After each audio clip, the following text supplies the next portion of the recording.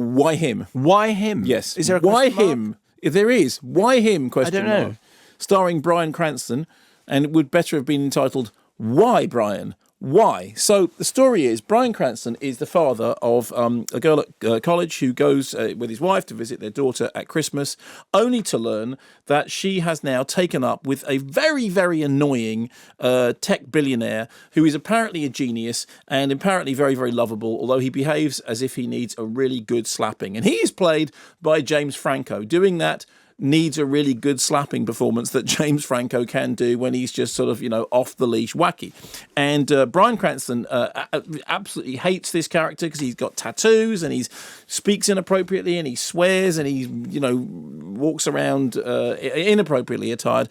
And I shared Bryan Cranston's deep loathing of him. And during the course of the movie, obviously, our feelings towards him change, except oddly enough, mine didn't at all. He lives in a mansion with Keegan-Michael Key, who looks after the estate, and is trained to attack his employer at unexpected moments. It's like that gag from the Pink... Oh, don't let me explain it. The film will explain it for you. So glad we're doing this, Ned. I feel like I know you after everything that Steph told me about you, but still not the same. Do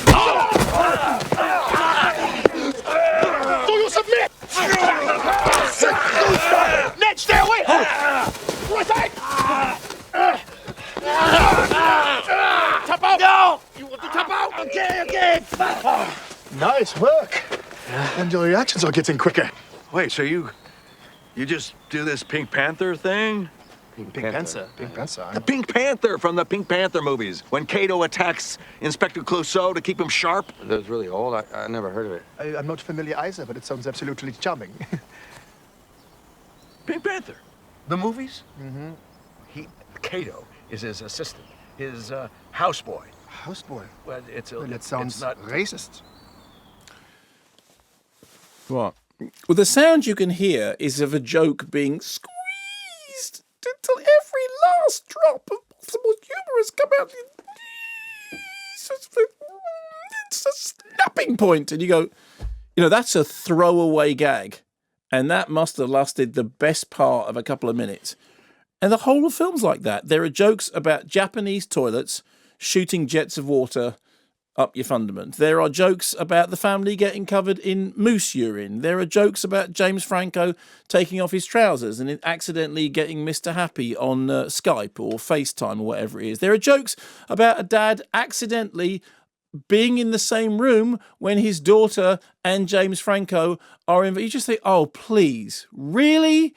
And all the time I'm watching it, I'm thinking, okay, well, just James Franco does this. I mean, James Franco's done some interesting stuff. I really liked Interior Leather Bar, although that's, You really like what? Interior Leather Bar, the film that James Franco made about the missing 40 minutes of cruising. Have you never seen that? No. No, it's quite an it's an interesting, I mean, it's an indulgence, but it's an interesting indulgence. It's a bit eye-watering in places. Anyway, back to Why Him. I would rather watch Interior Leather Bar than I would watch Why Him. It's directed and co-written by John Hamburg, who has credits on the Fockers movies and the Zoolander movies, and frankly, this makes Zoolander 2 look like a vintage period Woody Allen.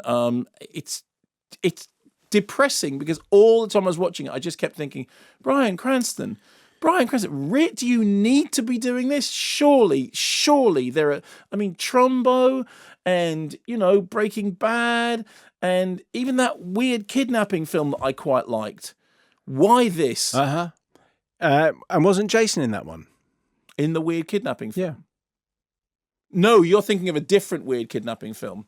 Yes, no, not that one. He was in that one, but there's another one also with Alice Cranston. Eve, with him and Alice Eve, which it'll be Man Looks Thing Up on the internet.